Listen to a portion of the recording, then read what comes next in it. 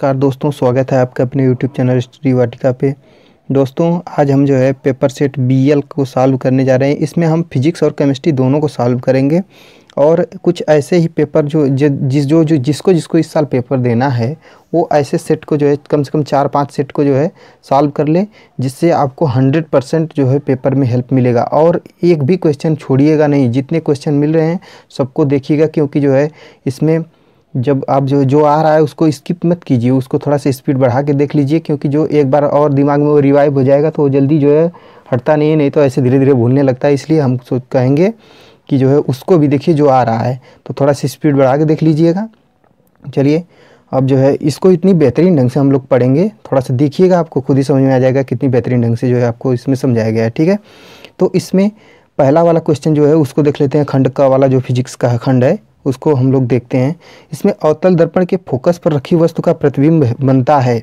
इसमें पूछा है अवतल दर्पण के फोकस पर रखी वस्तु का प्रतिबिंब बनता है। देखिए अवतल दर्पण कुछ इस प्रकार से होता है, अवतल दर्पण कुछ इस प्रकार से होता है। देखिएगा, थोड़ा सा हैंड राइटिंग अच्छी न हो तो जो है उसको सोच समझ लीजिएगा, थोड़ा सा अच्छे से नहीं लिखा जाए तो। देखिए यह मान लो यहाँ पे C है, अगर यहाँ पे F है तो आपको कंडीशन पता होगी। ये मान लीजिए ये फोकस पे रखी है वस्तु, तो कंडीशन पता होगी जब मुख खींच के समांतर जाती है तो वो फोकस से होकर जाती है ना। मुख खींच से जब समांतर जाएगी तो फोकस से होकर जाएगी कि नहीं जाएगी?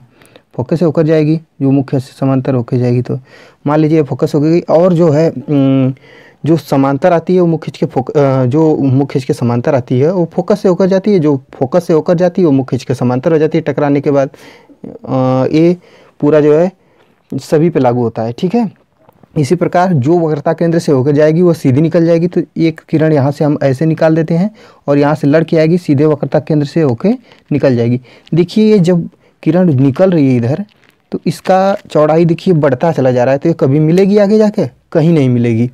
तो ये कहीं मिलने वाली नहीं है, इसलिए जो है इसका प्रतिबिंब जो है अनंत पे बनेगा। ठीक है, तो इसका हम जो है ऑप्शन नंबर 3 इसका सही हो जाएगा। ठीक है, चलिए इसका ऑप्शन नंबर 3 हमारा सही हो जाएगा, इसको लगा देते हैं ऑप्शन नंबर 3 को। अब देखिए इसी प्रकार अगला वाला दूसरा ख वाला जो है उसको दिया है, नीचे निम्न में दिए गए माध्यमों में प्रकाश की चाल न्यूनतम होती है। तो देखिए जो माध्यम जितना सघन होगा उसमें प्रकाश की चाल धीमी हो जाएगी। और आप खुद ही अनुभव किए होंगे कि जब आप ऐसे दौड़ते हैं और एक तरफ जो है आप कीचड़ में या फिर जो है पानी में दौड़िए, आपकी जब माध्यम आपका सघन हो जाएगा उसमें ज़्यादा पानी वानी आ जाता है तो कचरा आ जाएगा तो आप जो है धीमे हो जाते हैं। या फिर बालू में दौड़िएगा वहाँ पे भी आप धीमे हो जाते हैं, क्योंकि माध्यम वहाँ पे बढ़ गया। तो जहाँ पे माध्यम ज़्यादा हो जाता है, सघन हो जाता है, वहाँ पे स्पीड धीमी हो जाती है, आपकी भी धीमी हो जाती है, इसी प्रकार प्रकाश की भी धीमी हो जाती है। तो इसमें देखिए सबसे सघन कौन सा होता है? तो सबसे सघन जो है आपको पता है, देखिए केरोसिन जो होता है वो जल से भी हल्का होता है। ठीक है, और कांच जो होता है वो जल से भारी होता है। लेकिन एक इसमें हीरा होता है, वो जो है सबसे ज़्यादा सघन होता है, और जो जितना सघन होगा उसका वो अपवर्तनांक भी उतना ही अधिक होगा। इसका जो है हीरे का अपवर्तनांक लगभग होता है 2.42 के लगभग होता है, और जल का होता है 1.5 के लगभग, शायद नहीं 1.5 नहीं, शायद 1.33 होता है। 1.33 होता है जल का, और कांच का होता है 1.5, केरोसिन का 1.44 या 47 होता है, कुछ ऐसे ही होता है। तो इसमें जो है सबसे ज़्यादा जिसका अपवर्तनांक होगा वहीं पे उसकी चाल जो है न्यूनतम होगी प्रकाश की। ठीक है, तो हीरा का अपवर्तनांक सबसे अधिक है, इसलिए उसमें प्रकाश की चाल न्यूनतम होगी। तो यहाँ से आप तर्क लगा सकते हैं कि जिसका जहाँ पे जो है जो माध्यम सघन होगा वहाँ पे प्रकाश की चाल न्यूनतम होगी। तो हीरा जो है सघन होता है, तो इसका ऑप्शन नंबर हमारा 1 सही हो जाएगा। ठीक है, ऑप्शन नंबर 1 सही हो जाएगा हीरा में। ठीक है, अगला वाला दिया है 5 ओम प्रतिरोध तार। देखिए यहाँ पे दिया है 5 ओम, देखने में थोड़ा सा जो है नहीं दिख रहा है तो देख लीजिए। 5 ओम प्रतिरोध तार को 5 बार बराबर टुकड़ों में काटने पर प्रत्येक टुकड़े का प्रतिरोध क्या होगा? देखिए 5 ओम का जो है तार है और पूरा जो है उसका पदार्थ सेम है, तो जो है हर जगह प्रतिरोध सेम होगा, तो उसको बराबर 5 टुकड़ों में काटेंगे तो 1-1 ओम का जो है उसका टुकड़ा हो जाएगा। ठीक है, तो इसका ऑप्शन नंबर हमारा 1 ओम आ जाएगा ना, ऑप्शन नंबर हमारा 4। ठीक है, ऑप्शन नंबर हमारा 4 इसका सही हो जाएगा। अब इसमें अगला वाला है विद्युत शक्ति का मात्रक होता है। विद्युत शक्ति, शक्ति पावर, पावर मतलब जो है पी, पावर पी, पी का मात्रक क्या होता है? वाट होता है, सभी लोग जानते हैं पी का मात्रक वाट होता है। तो इसका दूसरा वाला सही हो जाएगा।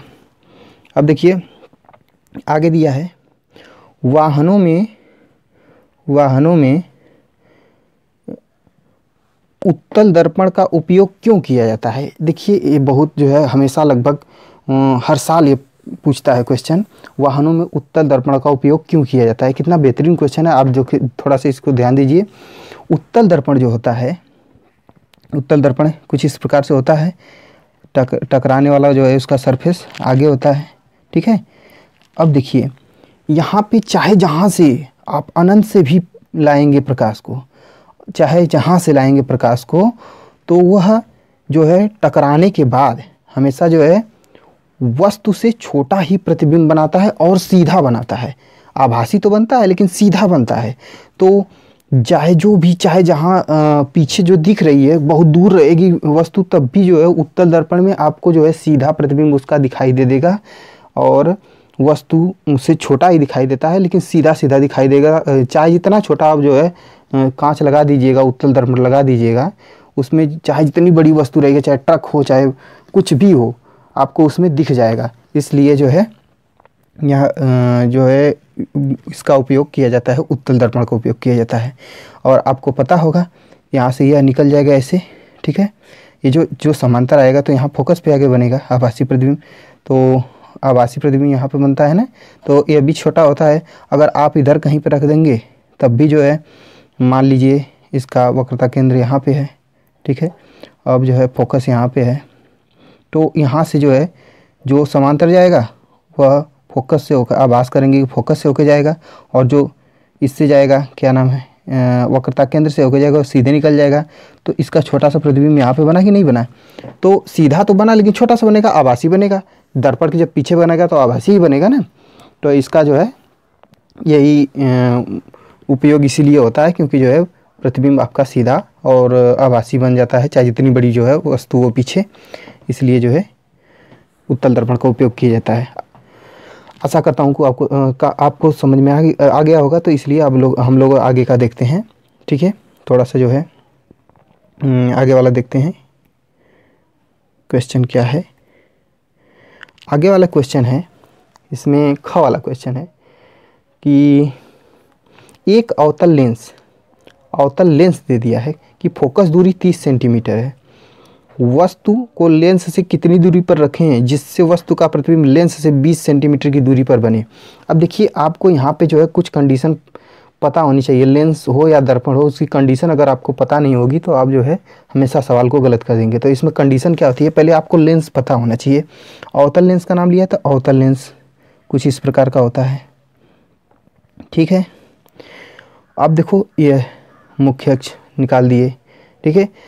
अब देखो चाहे जब यहाँ पे जो है प्रतिबिंब जो बनता है, चाहे जो भी प्रतिबिंब यहाँ पे बनता है, इस तरफ जो है इधर जाके फैलने लगता है, तो ऐसा आभास किया जाता है कि इधर कहीं से जो है ये आ रही है किरण, फिर ऐसे मान लो जाएगा तो यहाँ से ये फैलने लगेगा। तो आभास किया जाता है कि इधर कहीं से जो है इसी को F2 मान लिया जाता है, ठीक है। तो हमेशा प्रतिबिंब उसका बाएं तरफ ही बनता है, ठीक है। अवतल लेंस में जो है प्रतिबिंब हमेशा बाएं तरफ ही बनता है।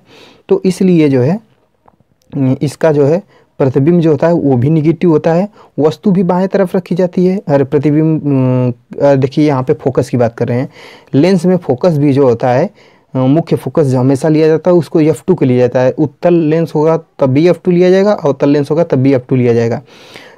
F2 कहाँ पे बनता है, जब मुख्य अक्ष के समांतर कोई भी किरण हम जो है गुजारेंगे तो जो अपवर्तन के पश्चात चाहे जहाँ या तो मिल रही हो या तो मिलती हुई प्रतीत हो रही हो, पहली जो है जिस जगह पे मिल रही हो या मिलती हुई प्रतीत हो रही है वो F2 होती है। तो यहाँ पे देखो, यहाँ पे बाएं तरफ लेंस में हमेशा F2 बाएं तरफ होती है, तो फोकस यहाँ पे माइनस में हो जाएगी। जो भी बाएं तरफ होगा वो माइनस में होगा, क्योंकि जो है ऐसे जो है हम इसको चतुर्थांश पढ़े होंगे तो आपको पता होगा नीचे भी माइनस होता है और बाएँ भी माइनस होता है, ठीक है। इसी तरह जो है बाएँ साइड में F2 है इसलिए इसका फोकस माइनस होता है। उसी तरह जो है हमेशा वस्तु भी बाएं रखी जाती है और इसलिए U भी हमेशा माइनस होता है। तो आपको समझ में आ गया होगा कि ये क्या हम बता रहे हैं। u और f यहाँ पे f2 और u दोनों माइनस में यहाँ पे होगा। तो और प्रतिबिंब भी इसका माइनस में ही बनता है। तो इसका जो है देख लेते हैं क्या पूछा है। 20 सेंटीमीटर दूरी पे बन रहा है प्रतिबिंब, ठीक है। तो वस्तु पूछा है, वस्तु कहाँ पे रखें, वस्तु पूछा है। अब हमको जो है यहाँ पे u निकालना है। u हम बता दिए कि बाएं साइड आता है, तो हमेशा u अगर माइनस में नहीं आएगा तो मान लेंगे हमारा सवाल गलत लग रहा है, ठीक है। u को माइनस में आना चाहिए क्योंकि जो है हमेशा u बाएं साइड ही होता है। तो हम फार्मूला जानते हैं, फार्मूला क्या होता है, 1/f is equal to 1/v minus 1/u। अब दिया क्या क्या है, दिया है फोकस दूरी f दिया है 30 सेंटीमीटर, ठीक है। और क्या दिया है, और प्रतिबिंब v दे दिया है 20 सेंटीमीटर, ठीक है। अब ये हमको दिया है तो अब फार्मूले में इसको रख देंगे, ठीक है। फार्मूले में हम रख देंगे 1/f। देखो f हम बताए हैं ना कि अवतल लेंस है तो इसका माइनस में होगा, 1/-30 रख देंगे, ठीक है, is equal to 1/-20 minus 1/u, ठीक है। तो अब इसको जो है हम सॉल्व करेंगे, ठीक है। देखिए -1/30, अब यह माइनस आएगा तो इधर प्लस होएगा, plus 1/20 is equal to -1/u, ठीक है। अब इसको जो है सॉल्व करेंगे तो इसका जो है एलसीएम आ जाएगा 60, ये आ जाएगा -2, ठीक है, और यह 3 आ जाएगा, ठीक है, और -1/u 1/u, ठीक है, इसको u है। चलिए अब देखो इसको जब जोड़ेंगे हम तो आ जाएगा 1/60 बराबर आ जाएगा -1/u। दोनों को अगर हम पलटेंगे, पलट देंगे दोनों को, ये 60 है, ठीक है, पलट देंगे तो यह 60 हो जाएगा। इधर का भी u भी जो है ऊपर चला जाएगा, माइनस तो ऐसे ही रहेगा, ठीक है। u बराबर क्या आ जाएगा 60, ठीक है। अब माइनस उधर से हटाएंगे तो दूसरी तरफ चला जाएगा, u बराबर -60, माइनस में आ गया हमारा जो है u, इसलिए हमारा सवाल सही है, ठीक है। माइनस में u आया इसलिए हमारा सवाल सही है, यही आंसर है, ठीक है। अभी हम बताएं ना कि u हमेशा माइनस में आना चाहिए। चलिए आगे वाला क्वेश्चन देखेंगे। आगे वाला क्या है उसको भी देख लेते हैं। एक अवतल दर्पण से वस्तु का प्रतिबिंब वास्तविक तथा बड़ा बनाने के लिए वस्तु की स्थिति किरण आरेख में दिखाइए। देखिए बोला है अवतल दर्पण है, ठीक है, अवतल दर्पण, वस्तु का प्रतिबिंब वास्तविक तथा बड़ा बनाने के लिए वस्तु की स्थिति का किरण आरेख दिखाइए। देखिए अब हम जो है हम इसको अवतल दर्पण को बना लेते हैं, ठीक है, अवतल दर्पण को हम बना लेते हैं। कुछ इस प्रकार से अवतल दर्पण होता है। थोड़ा सा देखिए हैंड राइटिंग अच्छी ना हो तो उसके लिए क्षमा चाहूँगा, उसमें थोड़ा सा एडजस्ट कर लीजिएगा। अब देखिए यहाँ पे हम क्या करेंगे, अवतल दर्पण पूछा है कि वास्तविक और बड़ा बनाने के लिए। देखिए यहाँ पे हम मान लेते हैं यह C है वक्रता केंद्र, यह F है, ठीक है। अब देखिए जब अनंत पे रहती है वस्तु, पहली कंडीशन क्या है, जब अनंत पे रहती है वस्तु तो प्रतिबिंब छोटा सा बनता है और फोकस पे बनता है ना, छोटा सा बनता है और फोकस पे बनता है। जब उसके अनंत और वक्रता केंद्र के बीच में कहीं पे रहती है तो यहाँ पे बनता है प्रतिबिंब, यहाँ पे बनता है, कहीं इधर बनता है, ठीक है, F और C के बीच में बनता है, फिर भी वस्तु से छोटा ही बनता है। अब जब C पे आता है, जब C पे आता है तो प्रतिबिंब भी जो है सेम बनता है, एक बराबर बनते हैं दोनों, और जो है एकदम C पे ही बनता है और एक बराबर बनता है, ठीक है। अब C के अंदर जब आता है, C के अंदर जब आता है यहाँ पे तो प्रतिबिंब का अब आकार जो है बढ़ना शुरू होगा। अब C के बाहर यहाँ पे बनेगा और बड़ा बनेगा, प्रतिबिंब से वस्तु से बड़ा बनेगा। और जब F पे आता है तो अनंत पे बनता है तो उसका कुछ अस्तित्व नहीं रह जाता है, वो पता नहीं बड़ा बना कि छोटा बना, कहाँ बना, अनंत पे बना, तो प्रतिबिंब अनंत पे बनता है, उसका कोई अस्तित्व नहीं रह जाता है। और F और पोल ध्रुव के बीच में जब आएगा, एफ और ध्रुव के बीच में जब आता है तो प्रतिबिंब जो है आभासी बनता है, बड़ा बनता है। ठीक है, तो हमको क्या बोला है, वास्तविक और बड़ा बनाना है। तो सी और एफ के बीच में जब रखे हैं तो अनंत और सी के बीच में वास्तविक और बड़ा प्रतिबिंब बनता हुआ दिख रहा है। ठीक है, तो हम इसको जो है दिखाएंगे कि यहीं पे जो है सबसे बड़ा प्रतिबिंब बन रहा है सी और एफ के बीच में जब रख रहे हैं। सी और एफ के बीच में जब रखेंगे तो यहाँ से समांतर जब गुजारेंगे तो फोकस से होके जाएगा, ऑब्वियस सी बात है, फोकस से होके जाएगा। और जब फोकस से गुजारेंगे तो टकराने के बाद समांतर हो जाएगा। ठीक है, और यही प्रतिबिंब हमारा बन गया। तो इसको हम ए डैश बी डैश कर सकते हैं, इसको ए बी कर सकते हैं वस्तु को।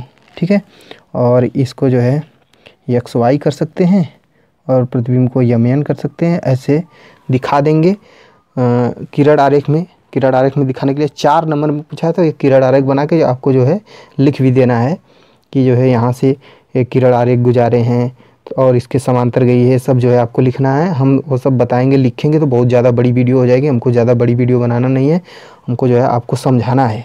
ठीक है, आपको समझ में आ गया होगा और जो है बाकी अपने से बना के लिख सकते हैं। ठीक है, कि यहाँ से गुजारे, समांतर गई, जब फोकस से होकर जाएगी तो यहाँ से जाएगी, समांतर हो जाएगी, समांतर आएगी तो फोकस से होकर जाएगी, ये सब जो है वक्रता केंद्र से होकर जाएगी तो सीधी निकल जाएगी, ये सब आपको लिखना होगा। ठीक है, अब अगला वाला क्वेश्चन हम देख लेते हैं। अगला वाला क्वेश्चन हमारा है कि प्रतिरोध का मात्रक क्या होता है। इसमें जो है कुछ और बचा था क्या, नहीं, बस उतना ही पूछा था। अगला पूछा है प्रतिरोध का मात्रक क्या होता है। सभी लोग जानते हैं प्रतिरोध का मात्रक क्या होता है, ओम होता है। ठीक है, प्रतिरोध का मात्रक ओम होता है। अब देखते हैं आगे क्या पूछा है। यल लंबाई तथा ए मोटाई का तार का प्रतिरोध 10 ओम है। यल लंबाई तथा ए मोटाई के तार का प्रतिरोध 10 ओम है, मतलब जो है आर बराबर 10 ओम दिया है। ठीक है, ओम का जो है प्रतीक ऐसे ही होता है, 10 ओम दिया है। और लंबाई कितना दिया है, लंबाई यल, कैपिटल यल दे दिया है। ठीक है, और मोटाई कितनी है, कैपिटल ए है, दिया है। ठीक है, इसी पदार्थ के एक अन्य तार जिसकी लंबाई L/3 तथा मोटाई 3a हो तब उसका प्रतिरोध ज्ञात करना है। ठीक है, तब उसका प्रतिरोध हमको ज्ञात करना है, तो मतलब R डैश हमको ज्ञात करना है, R डैश ज्ञात करना है। ठीक है, तो इससे हम लोग जो है पहले इसको सॉल्व कर लेते हैं। हम लोग जानते हैं फार्मूला क्या होता है, R = ρL/A, यही होता है ना। तो अब देखो यहाँ पे R का मान दे दिया है, R का मान हमको दिया है 10 दिया है, तो हम यहाँ पे लिख देंगे 10 = ρL/A। इसको हम रहने देंगे, इसका आगे काम आएगा, इसको हम रहने देंगे। अब आगे देखते हैं। ठीक है, आगे वाला, अब आगे वाला में क्या दिया है, इसी पदार्थ, देखो पदार्थ सेम है कि एक अन्य तार, मतलब इसी पदार्थ का एक अन्य तार है जिसकी लंबाई L/3 हो और मोटाई 3a हो, तब प्रतिरोध ज्ञात करना है। तो मतलब R डैश हम निकालेंगे, यहाँ पे R डैश = हो जाएगा, देखो यहाँ पे क्या दे दिया है, लंबाई रो तो ऐसे ही रहेगा क्योंकि जो है कांस्टेंट होता है। यहाँ पे विशिष्ट प्रतिरोध क्या उसको बोलते हैं, प्रतिरोधकता होता है ना। तो L/3 हो गया है, लंबाई L/3 और मोटाई 3a हो गया। ठीक है, अब इसको हम जो है सॉल्व करेंगे तो R डैश = होता है रो, देखो इसके L/3 है और 3a जो है उसके बटा में कुछ भी नहीं तो 1 लिख देंगे। ठीक है, यहाँ 1 लिखने के बाद हम जो है अनुपात और समानुपात वाला नियम होता है ना, तो इसमें पहला गुणे चौथा होता है, दूसरा गुणे तीसरा हो जाता है ना।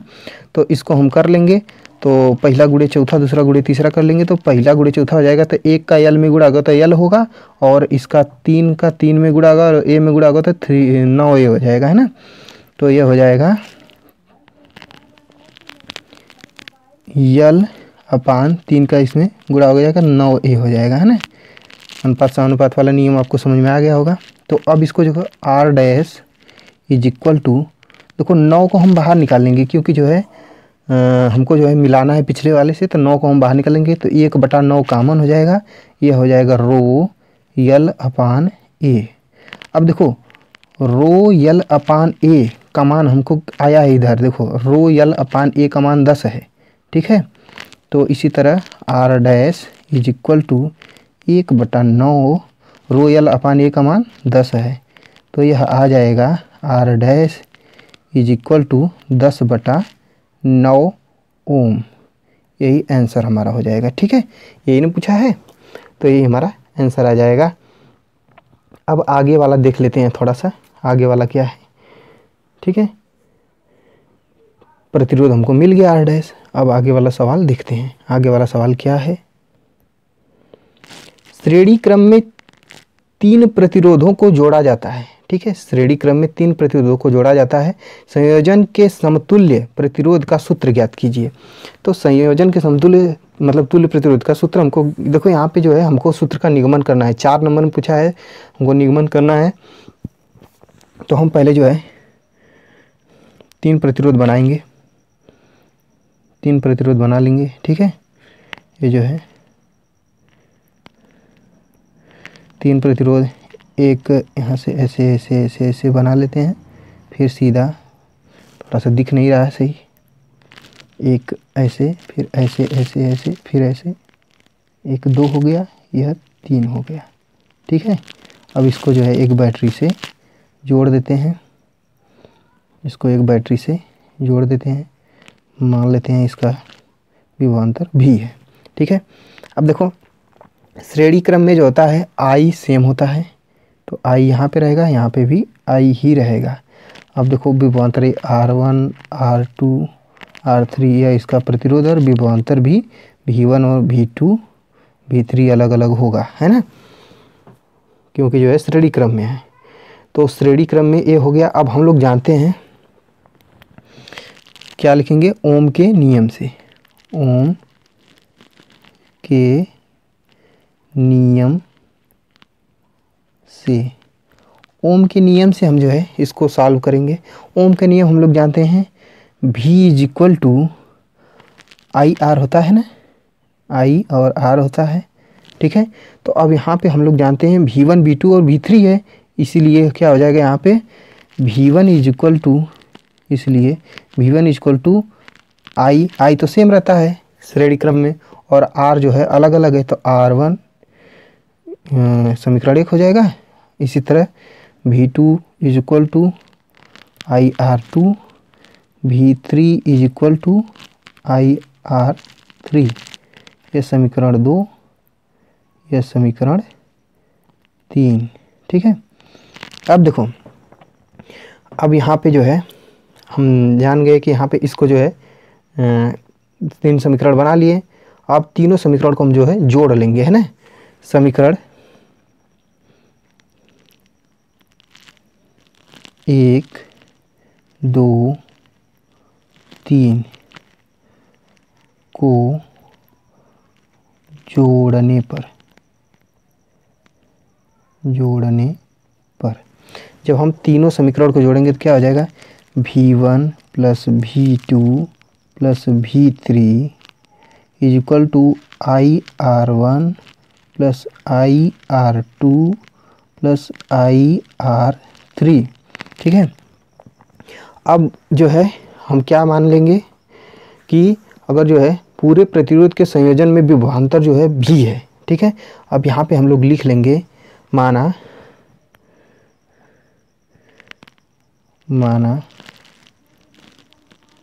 पूरे, यहाँ पे जो है कलर चेंज कर लेंगे थोड़ा सा तो अच्छा लगेगा, माना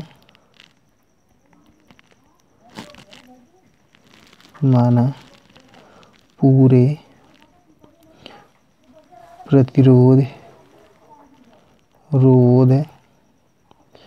के संयोजन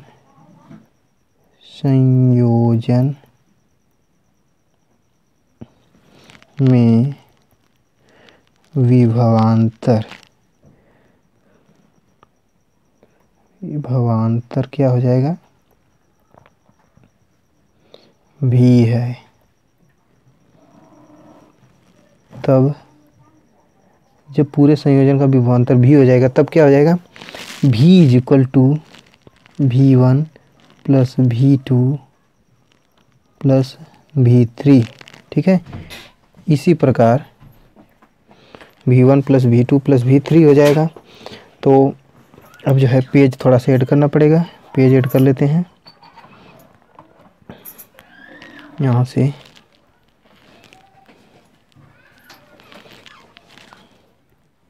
तो यहाँ से क्या हो जाएगा, यहाँ पे देखिए, यहाँ पे आया है क्या, लास्ट में आया है V1 plus V2 plus V3 आ गया V बराबर। तो इसी प्रकार आ जाएगा हमारा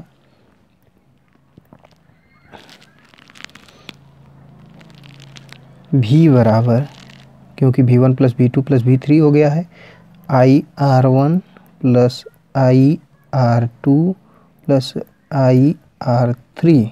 ठीक है, अब V बराबर क्या हो जाएगा, I कॉमन हो जाएगा इन सब में से, R1 plus R2 plus R3। ठीक है, अब भी I इधर जो है नीचे आ जाएगा, क्या हो जाएगा, R1 plus R2 plus R3। अब देखो पुनः ओम के नियम से, पुनः ओम के नियम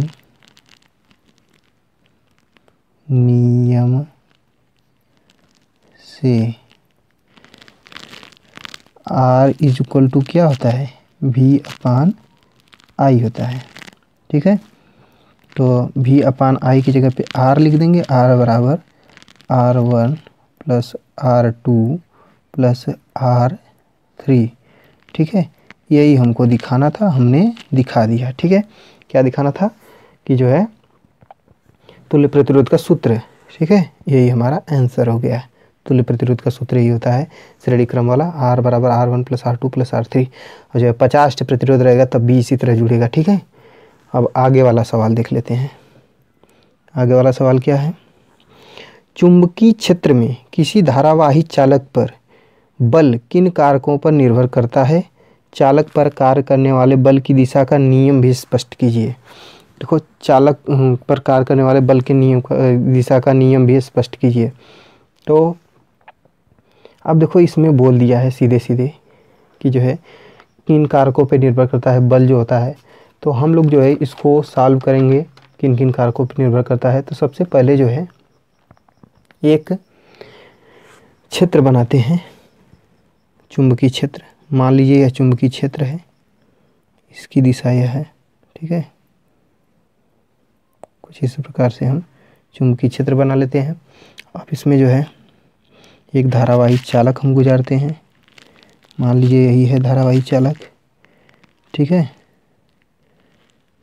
अब देखिए जिस तरफ आई जाती है धारा बहती है उसके विपरीत जो है इलेक्ट्रॉन बहता है, तो इलेक्ट्रॉन नीचे की तरफ बहेगा। अगर धारा ऊपर की तरफ तो इलेक्ट्रॉन नीचे की तरफ बहेगा। ठीक है, अब देखो यहाँ पे जो है सभी लोग जानते हैं कि मुक्त इलेक्ट्रॉन जो है एकांक आयतन मुक्त से मुक्त इलेक्ट्रॉन जो होते हैं वो उनकी संख्या n होती है।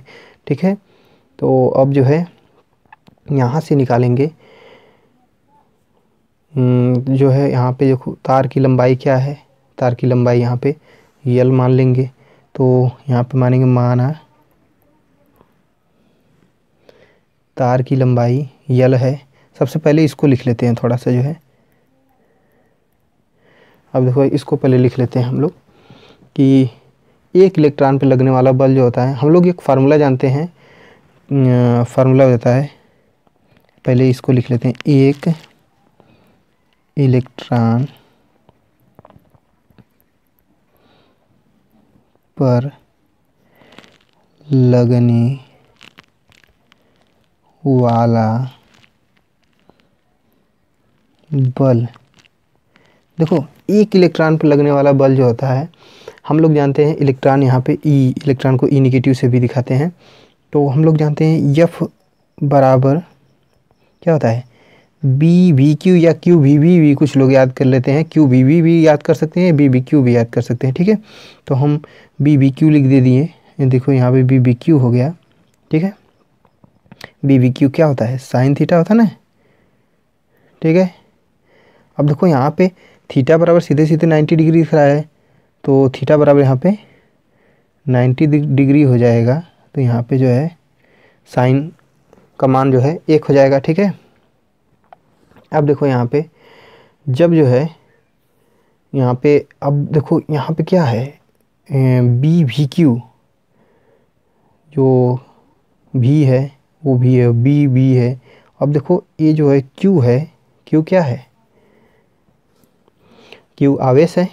आवेश को हम लोग जानते हैं, इलेक्ट्रॉन का आवेश जब दिखाते हैं तो इलेक्ट्रॉन के आवेश को जो है ई से दिखाते हैं, तो हम लोग यहाँ पे लिख सकते हैं एफ बराबर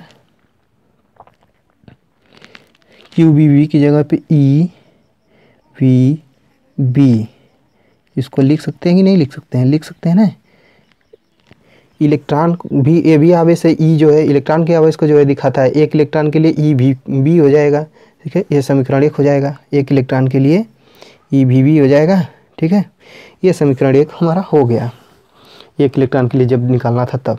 अब देखो यहाँ पे इसको जो है, इसको भी प्रूफ ही करना है, तो इसको थोड़ा ध्यान से देखिएगा, ठीक है। अब देखो यहाँ पे आके लिखेंगे माना तार की लंबाई, आगे मानेंगे माना तार की लंबाई, अब मानेंगे है ना, क्या है, यल है, तार की लंबाई यल तथा क्षेत्रफल क्या मानेंगे, क्षेत्रफल को हमेशा ए ही मानते हैं ना, क्षेत्रफल क्या हो जाएगा, ए है, तार की लंबाई यल तथा क्षेत्रफल ए है। तो तार का आयतन क्या हो जाएगा, तार का आयतन सभी लोग जानते हैं, क्षेत्रफल में लंबाई गुणा कर देंगे, आयतन है, इसलिए तार का आयतन, आयतन बराबर क्या हो जाएगा, ए इंटू एल, ठीक है, ए इंटू एल हो गया है ना। देखो तार का आयतन हमको मिल गया। अब देखो देखो यहाँ पे जो है, अब इसको जो है आगे देखते हैं ध्यान से, हर चीज़ जो है स्टेप बाय स्टेप देखते जाइएगा। अब जो पूरे तार पे लगने वाला बल है, वह जो है पूरे तार पे जो लगने वाला बल है, देखिए ये जो है ये पूरा तार है, जो इसको जो है पूरे तार पे जो लगने वाला बल होगा, देखो यहाँ पे ये पूरा तार है, जो इस पे जितना बल लग रहा है, तो इसमें अगर जो है एक इलेक्ट्रॉन पे जितना बल लग रहा है और सभी इलेक्ट्रॉनों का गुणा कर देंगे तो दोनों बराबर होंगे ना, क्योंकि जो है इसमें जो है मान लो n इलेक्ट्रॉन है, तो n इलेक्ट्रॉनों पे लगने वाला बल या पूरे तार पे लगने वाला बल दोनों बराबर ही होंगे, है ना। तो यहाँ पे हम लोग लिखेंगे पूरे तार पर लगने वाला बल, पूरे तार पर लगने वाला बल बराबर होगा एक इलेक्ट्रॉन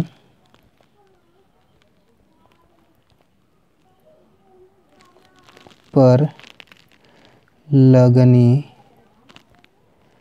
वाला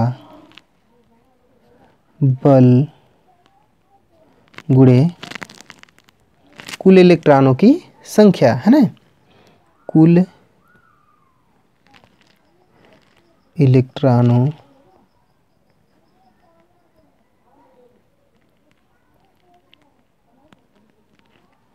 की संख्या। देखिए थोड़ा सा हैंडराइटिंग का जो है प्रॉब्लम है, उसको जो है समझ लीजिएगा, ठीक है। अब देखो पूरे तार पे लगने वाला बल जो है वो जो है एक इलेक्ट्रॉन पे जितना बल लगेगा और जो है टोटल इलेक्ट्रॉन जितने हैं उनके बराबर होगा। क्यों? क्योंकि जो है एक तार में जितने इलेक्ट्रॉन हैं सब जो है उतना उतना बल लगा रहे हैं जितना एक इलेक्ट्रॉन बल लगा रहा है, तो पूरे तार का बल जो है वही ना होगा, जितने इलेक्ट्रॉन होंगे। तो हम लोग जो है इसको लिख सकते हैं पूरे तार पे लगने वाला बल बराबर होगा। अब देखो एक इलेक्ट्रॉन पे लगने वाला बल अभी क्या हम लोग लिखें, ई भी बी।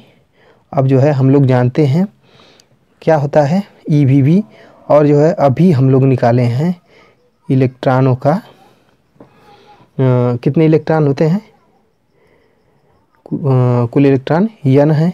ठीक है, कुल इलेक्ट्रॉन यन है। अभी हम बताए ना कि इलेक्ट्रॉनों को जो है हमेशा संख्या को यन से ही दिखाते हैं। अब देखो वैल्यूम हम लोग जानते हैं, वैल्यूम आयतन जो है तार का हम लोग A × L निकाले हैं। ठीक है, अब देखो यहाँ पे जो है ये जो है आगे E भी को जो है VD लिख देते हैं ना, भी को जो है VD वहाँ पे लिखते हैं हम। जो है थोड़ा सा यहाँ पे VD नहीं लिखें, तो हमको जो है VD ही लिखना चाहिए था, क्योंकि जो है वो जो है अनुगमन वेग होता है VD।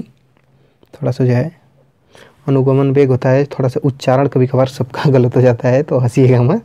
थोड़ा सा है अनुगमन वेग जो होता है उसको VD से जो है प्रदर्शित करते हैं। ठीक है, तो हम लोग जो है EVD, ठीक है, A यहीं पे लिख लेंगे। अब जो है BL को अलग कर लेंगे, है ना, BL को अलग कर लेंगे, क्योंकि जो है EVD जो होता है, EVDA जो होता है यह बराबर होता है L के बराबर होता है। ठीक है, धारा और अनुगमन वेग जो होता है उसमें संबंध जो होता है उसको हम लोग जानते हैं। धारा और अनुगमन वेग में संबंध क्या होता है? धारा और अनुगमन वेग में संबंध, धारा और अनुगमन वेग में संबंध क्या होता है? अब देखो थोड़ा सा जो है इसमें पेज ऐड करना होगा, तो ऐड कर लेते हैं पेज। ठीक है, अब धारा और अनुगमन वेग में जो संबंध होता है वो होता है I इज इक्वल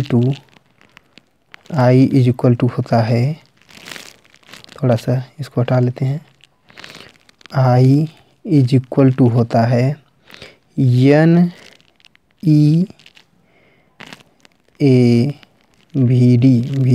ठीक है, अब देखो NEAVD हो गया ना, तो अब जो है यही होता है इसका जो है संबंध।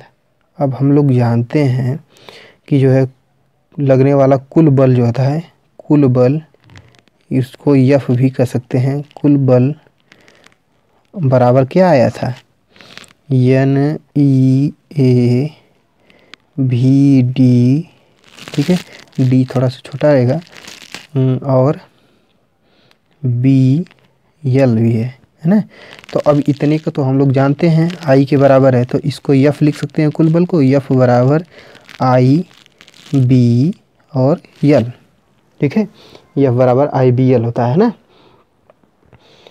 जहाँ पे जो है ये पूछा है किस किस पे निर्भर करता है, तो I जो है धारा है, I धारा का मार्ग। ठीक है, अब B चुंबकीय क्षेत्र है, B चुंबकीय क्षेत्र, और L क्या है? L बराबर चालक की लंबाई, है ना, चालक की लंबाई। अब देखो इतना तो हमको पता हो गया। अब देखो इसमें एक और क्वेश्चन दाग दिया है, इसमें क्वेश्चन दागा है कि कार्य करने वाले बल की दिशा का नियम स्पष्ट कीजिए। तो इस पे जो है चालक पर कार्य करने वाला बल जो है उसकी दिशा कैसे निकालेंगे? फ्लेमिंग के बाएं हाथ के नियम से। फ्लेमिंग का बाएं हाथ का नियम क्या होता है? देखिए बच्चे इसी में जो है ज़्यादा गलती करेंगे। प्रोपेनल देखो 1 नंबर का क्वेश्चन, लेकिन इतनी बेहतरीन ढंग से पूछा है कि बहुत सारे लोग इसमें गलतियां कर देंगे। प्रोप का मतलब होता है meth eth prop, 3 carbon, meth eth prop. 3 carbon किस में दिख रहे हैं? एक इसमें दिख रहा है, एक इसमें दिख रहा है। अब देखो यहाँ पे जो है गलतियाँ सब लोग कर लेते हैं, क्योंकि जो है C3H5 देखेंगे तो यहाँ पे एल्किल ग्रुप इनको समझ में आएगा, और वहाँ पे यहाँ पे प्रोपेनल में अल दिख रहा है, एल्किल ग्रुप समझ के मेथिल एथिल प्रोपिल वाला समझ के उसको जो है सही मार देंगे। लेकिन यह सही नहीं है, दूसरा वाला इसका सही है। दूसरा वाला इसका सही क्यों है? क्योंकि अभी इसको हम दिखा देते हैं कि कैसे यह सही है। ठीक है, इसकी बॉन्डिंग हम लोग करवाएंगे अभी लोग। देखो यहाँ पे 3 कार्बन है, 3 कार्बन का जो है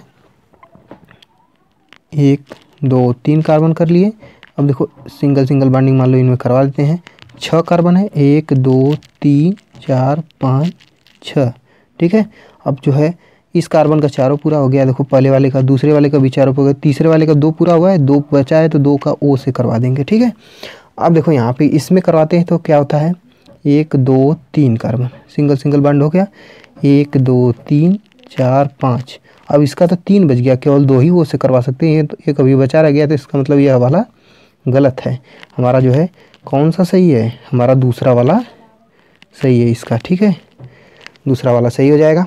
अब देखो फिर दूसरा वाला भी इतना बेहतरीन खा वाला पूछा है, इतना बेहतरीन पूछा है कि हमको समझ में नहीं आ रहा है कि जो है कंफ्यूज हो जाएंगे बच्चे सब, बहुत सारे लोग इसमें कंफ्यूज होंगे। देखिए आप लोग भी कंफ्यूज होंगे, और जो बहुत बढ़िया से पढ़ेगा, अगर जो है कई बार प्रैक्टिस करेगा और सभी सेट को सॉल्व कीजिए, ज़रूर समझ में आएगा आपको, है ना। और मैंने जो सेट सॉल्व करवाया है सबको सॉल्व कीजिए, आपको जो है ज़रूर समझ में आएगा। अभी जो है और करवाने वाला हूँ, उसको भी देख लीजिएगा, एकदम बेहतरीन ढंग से बताएंगे। धातु क्या है, अरे धातु क्या है बोलिए, देखो धातु है, इसमें से धातु कौन है। देखो आप जो है आप कहेंगे कि यहाँ पे जो है आप परिभाषा पढ़े हैं कि जो इलेक्ट्रॉन त्यागता है वही धातु कहलाता है। तो यहाँ पे जो देखो सभी लोग इलेक्ट्रॉन त्याग रहे हैं, बोरान भी इलेक्ट्रॉन त्याग रहा है, सिलिकॉन भी इलेक्ट्रॉन त्याग रहा है, कार्बन भी, सी देखो ये कितना इलेक्ट्रॉन त्याग रहा है, 4 त्यागता है ना। और जो है ये सिलिकॉन, यह भी शायद 3 त्यागता है। लिथियम 1 त्यागता है। बेरिलियम बोरान यह भी 3 शायद है, 3 है ना। अब देखो इसमें जो है हमको सभी जो है सब में धातु का गुण दिख रहा है, लेकिन जो है इसमें हमको क्या छांटना है, बेस्ट धातु कौन सा है ना। तो इसमें जो है सब में धातु तो होता है, लेकिन जो है पूरा ये जो है शुद्ध धातु का गुण नहीं होता है ना। ये जब सब जो है शुद्ध धातु नहीं है, केवल लिथियम जो है यही इसमें शुद्ध धातु है, क्योंकि केवल एक ही ये इलेक्ट्रॉन त्याग रही है। और आपको बताया गया होगा कि 100% यस ब्लॉक वाले जो तत्व होते हैं वो धातु होता है ना। तो लिथियम जो होता है वो किस में आता है, यस1 वाले ब्लॉक में आता है, जो यस1 वाला ब्लॉक होता है वो उसमें आता है, इसलिए जो है लिथियम जो है 100% धातु आएगा, ठीक है। तो और इसमें से कोई भी आपको जो है यस ब्लॉक वाला नहीं दिखेगा, ठीक है, इसमें से कोई भी आपको यस ब्लॉक में नहीं दिखेगा, बाकी जो है लिथियम केवल यस ब्लॉक में दिखेगा, इसलिए दूसरा वाला धातु है ना। अब देखो आगे क्या बोला है, आगे इतना और अच्छा जो है क्वेश्चन पूछ दिया है। ठंडे तनु अम्ल से हाइड्रोजन गैस बनाता है, कौन सा बनाता है, इसमें ठंडे तनु अम्ल से हाइड्रोजन गैस कौन सा बनाता है। अब आप जो है देख के कंफ्यूज हो जाएंगे, जो पढ़े रहेंगे लड़के वो भी कंफ्यूज हो जाते हैं। देखिए पढ़ने वाले लड़के क्या सोचेंगे कि अरे अम्ल से जो है अम्ल धातु से क्रिया करके क्या बनाता है, अम्ल धातु से क्रिया करके हाइड्रोजन गैस देता है, ये हम पढ़े थे, लेकिन यहाँ पे बोला है ठंडे तनु अम्ल। अरे कंफ्यूज होने की कोई ज़रूरत नहीं है बेवकूफ़ हो, थोड़ा सा ध्यान दो। देखो ये जो है आपको थोड़ा सा बेवकूफ़ बनाया है, नाम घुमा फिरा के दे देगा कि आप जो है बेवकूफ़ बन जाइए, लेकिन बेवकूफ़ आपको बनना नहीं है। यहाँ पे क्या करना है, आपको सक्रियता श्रेणी याद होनी चाहिए। सक्रियता श्रेणी क्या होता है, सक्रियता श्रेणी याद करने का जो है हम जो है एक फार्मूला जो है हम नहीं बनाए हैं, हमको जो है बताया गया है, तो हमको याद है। काशीनाथ का माली आलू जरा फीका पकाता है। तो काशीनाथ का माली मतलब जो है पहला पोटेशियम है के, फिर Na Mg आलू Al Zn जरा फीका Fe पकाता है, Fe Pb और है का मतलब हाइड्रोजन, ठीक है। फिर आगे वाला है कौन है आगे आओ, मतलब Cu आगे आओ Ag Au फिर Pt लास्ट में है, ठीक है। अब देखो सक्रियता श्रेणी का मतलब क्या है, इसमें और सारे तत्व हैं, लेकिन जो है मेन ये जो है हम बता रहे हैं, इसको याद कर लीजिए, एक काम देगा। तो इसमें जो जितना ऊपर वाला होगा वह उतना बढ़िया से जो है क्रिया करेगा। तो इसमें देखिए सबसे ऊपर वाला आपको कौन सा दिख रहा है, सिलिकॉन दिख रहा है सबसे ऊपर, सिलिकॉन कॉपर जिंक कार्बन, तीनों में चारों में से सबसे ऊपर कौन सा दिख रहा है, Zn दिख रहा है ना। Zn से ऊपर और कोई नहीं दिख रहा है, तो Zn दिख रहा है, इसका मतलब Zn ही है जो अम्ल से क्रिया करके हाइड्रोजन गैस देगा, है ना। तो हमारा आंसर हो जाएगा Zn, है ना। Zn हमारा टिक मार देंगे, Zn हो जाएगा। इस वाले में का हमारा कौन सा था, इस वाले में का हमारा था लिथियम, ठीक है। और इस वाले में हमारा था दूसरा वाला, ठीक है। अब देखो इसका जो है हम सॉल्यूशन निकाल चुके हैं। अब आगे देखते हैं, आगे कुछ है, आगे वाला देखते हैं क्वेश्चन। कौन सा आगे वाला क्वेश्चन है, बेकिंग सोडा बनाने की विधि तथा गुणधर्म लिखिए। बेकिंग सोडा हमको बनाना है। बेकिंग सोडा का मतलब क्या होता है, बेकिंग सोडा देखो इतना जो है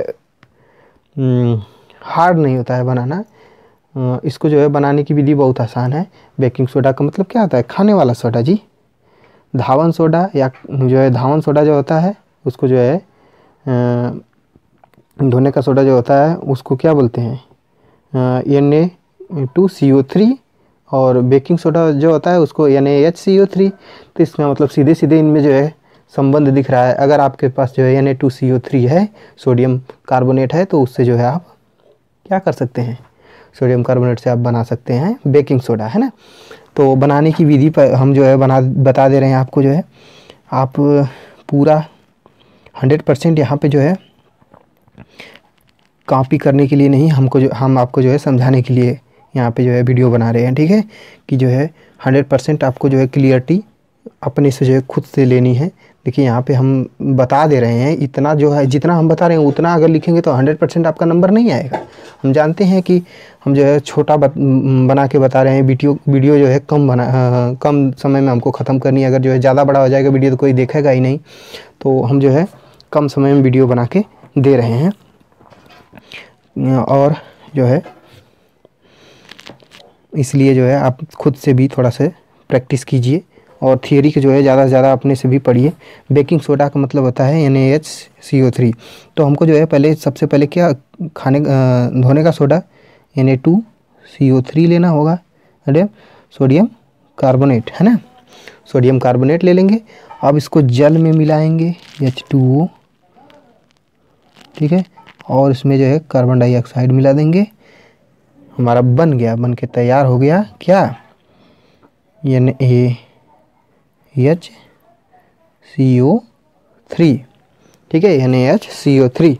अब देखो 2 N यहाँ पे है, संतुलित भी करना आपको बता रहे हैं। 2 N यहाँ पे है, 2 Na, तो यहाँ पे 2 Na कर देंगे, 2 Na हो गया हमारा। अब यहाँ पे 2 H हो गया, 2 का गुणा हुआ तो 2 H यहाँ पे भी हो गया, 2 H यहाँ पे भी है, और 2 3 यहाँ 6 O है इस तरफ, 2 1 3 3 6 यहाँ पे O भी 6 है, मतलब हमारा जो है संतुलित है। तो हमारा बन गया, यह हमारा बन गया बेकिंग सोडा। अब देखो इसमें भौतिक गुण, रासायनिक गुण सब पूछा है ना। क्या पूछा है, भौतिक गुण और रासायनिक गुण। बेकिंग सोडा बनाने की विधि तथा गुणधर्म लिखिए। तो गुणधर्म में हम जो है भौतिक और रासायनिक गुण दोनों एक एक लिख देंगे, क्योंकि 2 ही नंबर का है। तो हम लिख दे रहे हैं। मान लो जो है भौतिक गुण सभी लोग जानते हैं, क्रिस्टली रूप में होता है। क्रिस्टली रूप मतलब चूरन की तरह होता है ना, जो आप खाने का सोडा देखे होंगे, बहुत सारे लोगों घर पे यूज होता है। जब जो है किसी को जो है एसिडिटी होती है तब भी खाने का सोडा यूज किया जाता है। अब तो जो है एसिडिटी होती है तो सब लोग इनो खरीदते हैं, नहीं तो पहले खाने का सोडा ही यूज किया जाता था, ठीक है। तो और जो है कोई पकवान बनता है उसमें भी खाने का सोडा यूज किया जाता है। तो भौतिक गुण क्या होता है, यह सफ़ेद क्रिस्टली पदार्थ है ना। यह भौतिक गुण पहला लिख दें, यह सफ़ेद क्रिस्टली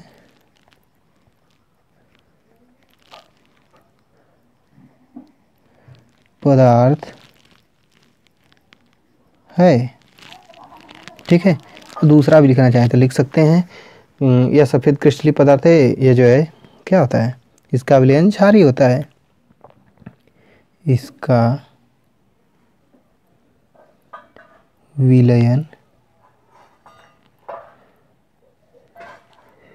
क्षारीय होता है, ठीक है। अब देखो रासायनिक गुण में लिखेंगे, रासायनिक गुण पहला लिख देंगे हम लोग। देखो इसमें जो है इतना आसान है, रासायनिक गुण कुछ याद ही नहीं करना है, बस जो है इसको जो है 100 डिग्री पे टेम्परेचर पे गर्म कर देंगे तो क्या हो जाएगा, यह टूट जाएगा। तो 100 डिग्री टेम्परेचर पे 2Na क्यों लिख दिए, चलो हम जो है आपको संतुलित करके दिखाएंगे। NaHCO3 इसको 100 डिग्री सेंटीग्रेड पे जब गर्म करेंगे हम लोग तो यह क्या हो जाएगा, यह टूट के Na2CO3 plus H2O plus CO2 बनाएगा, है ना। तो 2Na इधर हो गया तो 2Na कर देंगे, हो जाएगा, है ना, ये संतुलित हो गया। अब देखो क्या जो है एक हो गया, है ना, यह अम्ल से क्रिया करेगा। देखो यह जो है क्षारीय होता है, अभी हम आपको जो है भौतिक गुण में बताया कि इसका विलयन क्षारीय होता है। तो यह क्षारीय है तो इसको जो है अम्ल से क्रिया करेंगे तो लवण तथा जल देगा, है ना। तो इसको जो है जब अम्ल से क्रिया कराएंगे तो यह लवण तथा जल देगा, है ना। अम्ल से क्रिया कराने पर लवण तथा जल देगा। दूसरा वाला अम्ल से क्रिया करके लवण तथा जल देता है। कोई भी अम्ल जो है आप जो है क्रिया करवा के लवण तथा जल ले लीजिएगा, ठीक है। कोई भी अम्ल जैसे H2SO4 हो या फिर HNO3 हो, कोई भी हो, किसी से करवा सकते हैं। अब आगे वाला क्वेश्चन हम लोग देखते हैं, ठीक है। टाइम हमको जो है कम रखना है। पीएच मान से आप क्या समझते हैं, पीएच मान से आप क्या समझते हैं, किसी भी विलयन का जो है सांद्रता ज्ञात करने के लिए, H पॉजिटिव आयन या OH नेगेटिव आयन की सांद्रता ज्ञात करने के लिए जिस पैमाने का उपयोग किया जाता है उसको पीएच कहते हैं, ठीक है। तो इतना आसान सा जो है इसका आंसर था। अब इसको भी लेके जो है कुछ लोग घबरा जाते हैं। क्या है, किसी भी विलयन के H पॉजिटिव आयन तथा OH नेगेटिव आयन की सांद्रता को जिस पैमाने द्वारा ज्ञात किया जाता है उसको जो है पीएच पैमाना कहते हैं, ठीक है। अब जो है इस शुद्ध जल में जो हाइड्रोजन आयनों का सांद्रण क्या होता है, तो शुद्ध जल में हाइड्रोजन आयन का सांद्रण क्या होता है, सभी कोई जो है यहाँ पे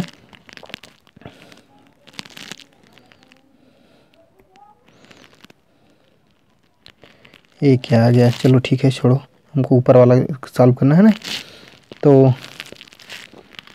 इसका जो है हाइड्रोजन आयन सांद्रण क्या होता है, 1×10⁻7 होता है, ठीक है। अब 10⁻7 भी लिख सकते हैं, लेकिन जो है 1×10⁻7 नहीं लिखेंगे तो उसका कोई मान नहीं रहेगा, कोई मतलब ही नहीं निकलेगा, ठीक है। चाहे जब भी लिखिएगा तो 1×10⁻7 लिखिएगा, ठीक है। इसका सांद्रण जो होता है 1×10⁻7 होता है। अब आगे वाला क्वेश्चन देखते हैं, ठीक है। आगे वाला क्वेश्चन क्या है, आधुनिक आवर्त नियम लिखिए तथा इस आवर्त सारणी की 2 विशेषताएं भी लिखिए, ठीक है। आधुनिक आवर्त नियम हम लोग सभी लोग जानते हैं। आधुनिक आवर्त नियम क्या होता है, आधुनिक आवर्त नियम क्या होता है बताइए, थोड़ा सा दिमाग लगा के सोचिए, फिर हम बता रहे हैं। चलिए हम बताते हैं। तत्वों के भौतिक एवं रासायनिक गुण उनके परमाणु क्रमांक के आवर्ती फलन होता है ना। तत्वों के भौतिक एवं रासायनिक गुण उनके परमाणु क्रमांक के आवर्ती फल होते हैं। एक जो है आधुनिक आवर्त सारणी थी, मेंडलीफ की आधुनिक आवर्त सारणी इसी विशेषता पर थी, है ना। मेंडलीफ की पुरानी वाली आवर्त सारणी क्या थी, वो भौतिक और रासायनिक गुण किस पे थे, परमाणु भार के आवर्ती फलन थे, है ना। तो हुआ पूरा गलत साबित हुआ, इसलिए जो है आधुनिक आवर्त नियम क्या है, तत्वों के भौतिक एवं रासायनिक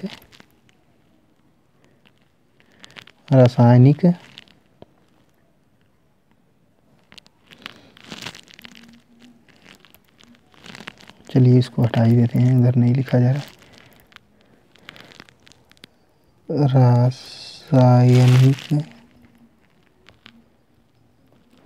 गुण उनके परमाणु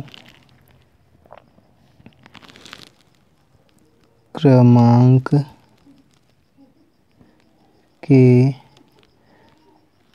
आवर्ती फलन होते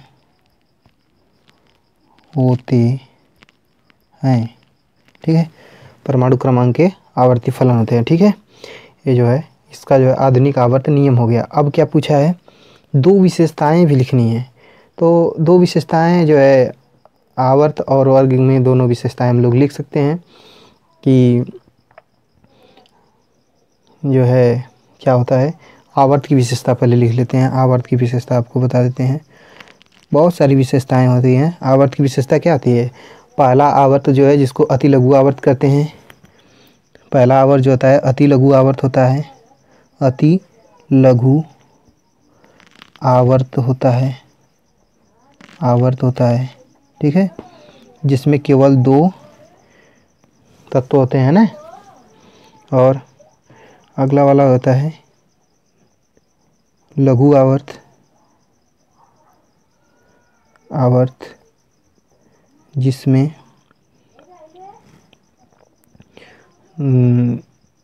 पहला वाला जो है अति लघु आवर्त, दूसरा और तीसरा जो है लघु आवर्त होते हैं जिसमें 8 तत्व होते हैं, ठीक है। चौथा और पांचवा जो होता है, चौथा पांचवा दीर्घ आवर्त होता है, ठीक है, इसमें 18 तत्व होते हैं। और छठा सातवां जो होता है अति दीर्घ आवर्त होता है, अति दीर्घ, इसमें 32 तत्व हो सकते हैं, ठीक है, अभी पूरे भरे नहीं हैं, हो सकते हैं, ठीक है। अब जो है इसके जो है समूह के बारे में भी हम लोग लिख सकते हैं। समूह के बारे में क्या है विशेषता कि जैसे प्रत्येक वर्ग में है ना, एक जो है जो पहला और दूसरा जो होता है, पहला दूसरा तीसरा 3 वर्ग जो होते हैं उनमें प्रत्येक का जो है संयोजकता समान होता है। जैसे पहले वर्ग का संयोजकता सभी तत्वों की संयोजकता जो होगी वो 1 होगी, दूसरे वर्ग के सभी तत्वों की संयोजकता जो है 2 होगी, तीसरे वर्ग के सभी तत्वों की संयोजकता 3 होगी, ठीक है, ये फिक्स होते हैं, ठीक है। अब इसके बाद जो है आगे देखते हैं, अभी ज़्यादा विशेषताएं नहीं पूछा था तो बस आगे वाला देखते हैं क्या है। संतृप्त तथा असंतृप्त हाइड्रोकार्बन में अंतर बताइए। संतृप्त तथा असंतृप्त हाइड्रोकार्बन में अंतर क्या है? देखिए, संतृप्त हाइड्रोकार्बन क्या होता है? ऐसे हाइड्रोकार्बन जिसमें कार्बन कार्बन के बीच एक जो है कार्बन कार्बन के बीच केवल सिंगल बॉन्ड, एकल बंध द्वारा जो है बंधे होते हैं या फिर जो है जुड़े होते हैं, या फिर ऐसे कह सकते हैं कि जिनमें कार्बन कार्बन के बीच कार्बन परमाणुओं की भी चारों संयोजकता जो है सिंगल बॉन्ड द्वारा, एकल बंध द्वारा पूरी होती हैं, उन्हें संतृप्त हाइड्रोकार्बन कहते हैं, ठीक है। और जो है ऐसे हाइड्रोकार्बन जिसके जो है संयोजकताएं कार्बन कार्बन के बीच दो या द्विबंध या त्रिबंध द्वारा जो है पूरी होती है, उन्हें असंतृप्त हाइड्रोकार्बन कहते हैं ना। यही होता है। इनमें अंतर क्या होता है? इनमें अंतर ये होता है कि जो है एकल बंध द्वारा जो है जो संयोजकताएं पूरा करता है वह संतृप्त होता है। जो द्विबंध त्रिबंध, जब कार्बन कार्बन के बीच में द्विबंध या त्रिबंध जो है दिख जाए तो वह असंतृप्त हाइड्रोकार्बन होता है, ठीक है। यही था, बहुत कुछ था, खास था नहीं। आगे देखते हैं, खनिज तथा अयस्क में अंतर बताइए। खनिज तथा अयस्क में क्या अंतर है? खनिज तथा अयस्क भी बहुत आसान है। देखिए, खनिज जो होता है पृथ्वी के अंदर पाए जाने वाली सभी जो है धातु या फिर जो है धातु के जो है गुण, जिसमें जो है धातु जो भी धातु हो या फिर चाहे जो भी मिले वो धरती के अंदर जो भी पाया जाता है प्राकृतिक चीज़ें, उन्हें खनिज कहते हैं। जैसे कोयला हो गया, पेट्रोलियम हो गया, सब कुछ है, सोना चांदी, एल्युमिनियम सब कुछ जो है वह खनिज कहलाता है, ठीक है। ऐसे खनिज जिनसे खनिज में जो है एक अयस्क नाम का जो है खनिज होता है, जो अयस्क नाम नहीं होता है, जिससे उन्हें कुछ खनिज ऐसे होते हैं जिन्हें अयस्क बोला जाता है, जिनसे धातुओं को जो है आसानी से अलग किया जा सकता है, उन्हें अयस्क कहते हैं, ठीक है। खनिज के बारे में थोड़ा सा लिख भी देते हैं, नहीं तो आप लोग कहेंगे कि जो है बहका आ रहे हैं।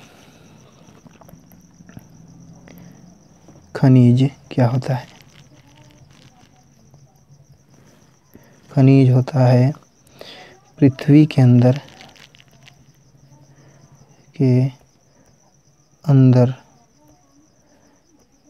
पाई जाने वाली सभी प्राकृतिक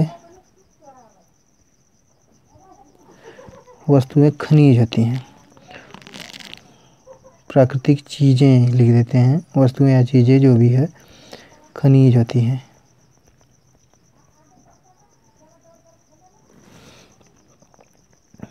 ये है, ठीक है। अयस्क क्या होता है? अयस्क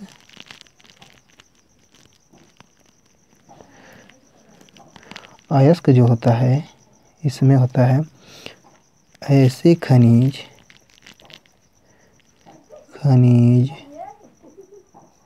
जिनसे धातुओं को आसानी से अलग किया जा सकता है, अयस्क कहलाते हैं, ठीक है। अयस्क कहलाते हैं।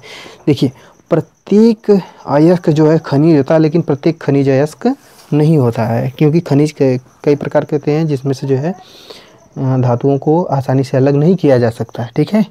तो वह खनिज जो है अयस्क नहीं कहलाते हैं, ठीक है। आगे वाला देखते हैं, आगे क्वेश्चन क्या है। निम्नलिखित पर टिप्पणी लिखिए। टिप्पणी लिखना है, कार्बनिक यौगिकों में प्रतिस्थापन अभिक्रिया है। कार्बनिक यौगिक जो होता है उसमें प्रतिस्थापन अभिक्रिया जो है पूछा है कि क्या होता है, ठीक है। तो उसको जो है हम लोग जानते हैं, प्रतिस्थापन अभिक्रिया क्या होता है, जो है इस प्रकार की अभिक्रियाएं, ठीक है, जिसमें एक परमाणु कम से कम, एक परमाणु अपने से कम क्रियाशील जो भी होता है, जैसे देखो यहाँ पे, जैसे यहाँ पे अभी आप लोगों को बताया था जेडियन जो था ना, वह जो है अम्ल को जो है H2SO4 मान लो, जो है इसको जो है, इसमें जेडियन क्या होगा, H को विस्थापित कर देगा, जेडियन SO4 हो जाएगा, है ना, प्लस H2 इसमें से बाहर निकल जाएगा। अभी पहला वाला जो क्वेश्चन था उसमें था ना, हाइड्रोजन गैस जो है निकलता है। तो ये जो है इसमें क्या होता है कि ऐसी अभिक्रियाएं जिसमें अधिक क्रियाशील धातु जो है कम क्रियाशील तत्व को विस्थापित कर देता है, तो ऐसी अभिक्रिया को प्रतिस्थापन अभिक्रिया कहते हैं, ठीक है। तो ऐसी अभिक्रिया को प्रतिस्थापन अभिक्रिया कहते हैं, 2 ही नंबर का है। तो अब जो है इसको जो है ये एग्जाम्पल मान लीजिए, और जो है परिभाषा क्या है, ऐसी अभिक्रिया जिसमें अधिक क्रियाशील धातु कम क्रियाशील धातु नहीं, तत्व जी, तत्व यहाँ पर कर लो, तत्व, कम क्रियाशील तत्व को विस्थापित कर देता है, ठीक है। यही था हमारा परिभाषा। अब अगर कार्बनिक यौगिकों में सहसंयोजी आबंध क्या होता है। कार्बनिक यौगिकों में सहसंयोजी आबंध जो होता है, जैसे दो तत्व जो है आपस में जो है मेल जोल करके जो है आपस में लेन देन करके जो है बंध बनाते हैं, उसे जो है सहसंयोजी आबंध कहते हैं। इसको जो है ऐसे समझिए, जैसे मान लो H2 है, इसको जो है कुछ इस प्रकार से लिख सकते हैं, H, इसका परमाणु क्रमांक 1 है, H परमाणु क्रमांक 1 है। देखो एक एक का साझा करके जो है अपना 2 सब पूरा कर लिए। देखो इसमें H अपना 2 क्यों पूरा कर रहा है, ये भी आप पूछ सकते हैं। थोड़ा सा जो है अभी हम एक और समझा देंगे, तब आपको बताएंगे। जैसे N2 हो गया, N2 का इलेक्ट्रॉनिक विन्यास क्या होता है, 2 और 5 होता है। तो अंत में जो होता है, लास्ट वाले कक्षा में जितने इलेक्ट्रॉन होते हैं उन्हीं को जो है यहाँ पे रखते हैं। तो N 5 है, N यहाँ पे 5 है ना, 1 2 3 4 5, 3 2 3 4 5 ऐसे कर सकते हैं। ठीक है, अब देखो हमको जो है यहाँ पे इसको जो है यन को 8 करना है। क्यों 8 करना है अभी इसको भी बताते हैं। 8 करना है तो यहाँ पे 5 है, इसका 3 ले लेगा तो जो है 8 8 हो गया कि नहीं। अब जो है दोनों साझा कर लिए तो इसको जब 8 की ज़रूरत पड़ेगी तो यह जो है यूज कर लेगा, और इसको 8 की ज़रूरत पड़ेगी तो यह जो है अपने स्वतंत्र हो जाएगा ना। दोनों यूज करके आसानी से जो है यहाँ पे इसको लिख सकते हैं एच सिंगल बॉन्ड एच। यहाँ पे इसको लिखेंगे यन, 3 3 साझा किया है तो यन ट्रिपल बॉन्ड यन, है ना। तो अब यहाँ पे आप कहेंगे कि एच को तो केवल 2 चाहिए था पूरा करने के लिए, यन को केवल यन को 8 चाहिए। तो आपको जो है देखना है कि उसके नज़दीक वाला अक्रिय गैस कौन सी है। तो हाइड्रोजन के बाद हीलियम ही है ना, तो हीलियम 2 पर ही है, तो इसको हाइड्रोजन को अक्रिय होने के लिए केवल 2 की आवश्यकता होती है, 2 तक पहुंचना होता है। ठीक है, अब हीलियम के बाद लिथियम भी जो है जब अक्रिय होना चाहेगा तो वो भी जो है हीलियम के पास ही आना चाहेगा, ना कि वह नियान के पास जाना चाहेगा ना। तो वहाँ पे 10 पे जाने से अच्छा है वह 2 पे ही आ जाएगा, क्योंकि लिथियम जो है उसके नज़दीक होता है। लेकिन यन जो है 7 पे है, उसको 10 पे जो है अगली अक्रिय गैस 10 पे मिल जाएगी और पिछली अक्रिय गैस जो है वो 2 पे मिलेगी। तो 7 से 2 पे आने में 5 कदम पीछे होना पड़ेगा, और जो है 10 पे जाने में केवल 3 ही कदम आगे बढ़ाना पड़ेगा। तो इसको आसान होगा 10 पे पहुंचना, है ना। तो 10 पे पहुंचने के लिए जो है मतलब जो है ये तो 2 बाहर निकल गया है तो इसको 8 ही पूरा करना पड़ेगा। तो 8 पूरा करना पड़ेगा, इसका जो है अष्टक, इसको अष्टक बोला जाता है ना, इसको अष्टक पूरा करना पड़ेगा। लेकिन हाइड्रोजन में अष्टक नहीं होता है, ठीक है, अष्टक इसको नहीं बोल सकते, क्योंकि जो है इसमें केवल 2 ही इलेक्ट्रॉन इसको जो है स्वतंत्र कर देता है ना। ठीक है, सहसंयोजी आबंध यही होता है। अब इसको जो है कुछ इस प्रकार से इसका परिभाषा भी बोल सकते हैं। एक या विभिन्न प्रकार के जो है परमाणु इलेक्ट्रॉन को साझेदारी करके जो है जो आबंध बनाते हैं उन्हें सहसंयोजी आबंध कहते हैं ना। एक या भिन्न प्रकार के परमाणु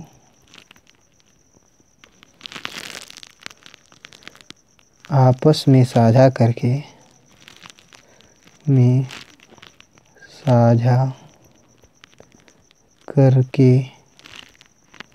जो बंध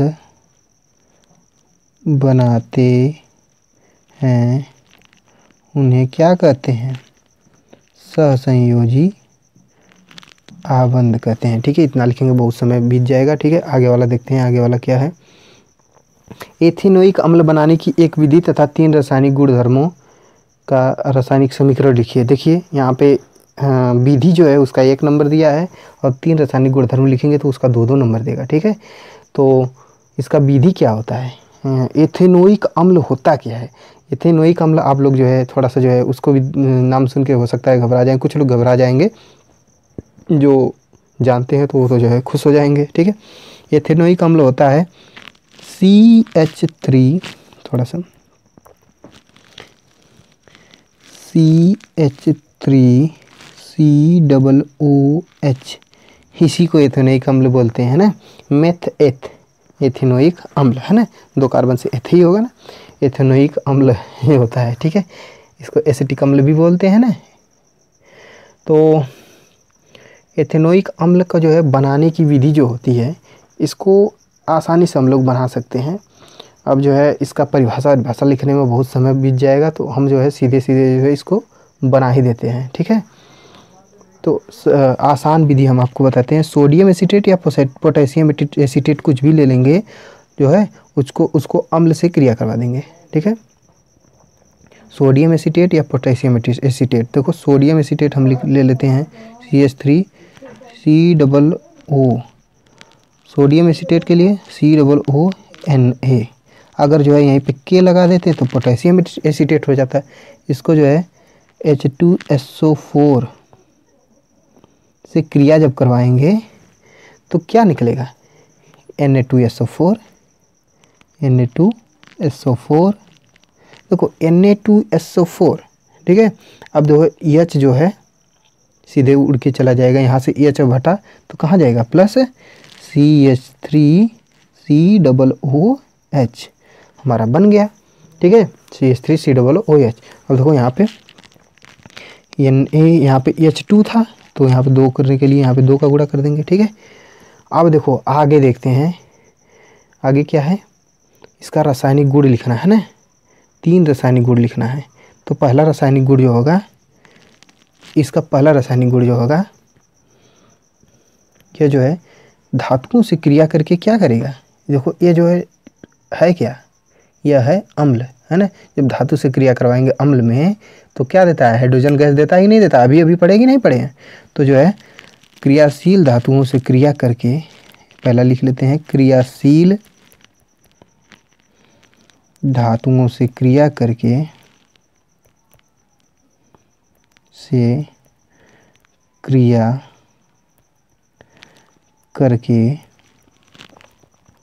हाइड्रोजन गैस देता है, H2 गैस देता है, ठीक है, H2 गैस देता है। तो क्रियाशील धातु कोई भी ले लेंगे, तो यहाँ पे CH3COOH प्लस Zn ही लेते हैं क्रियाशील में, तो ये क्या आ जाएगा, CH3COOZN। Zn का जो है 2 संयोजकता आता है, यहाँ पे 2 हो जाएगा, है ना, प्लस H2 गैस निकलेगा, ठीक है।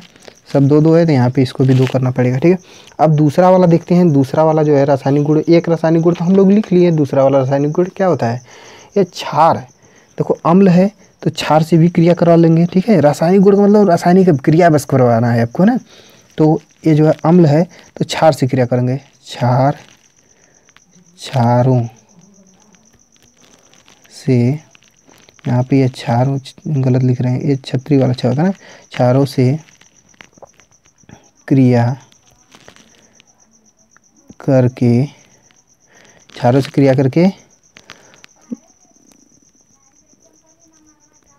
लवण तथा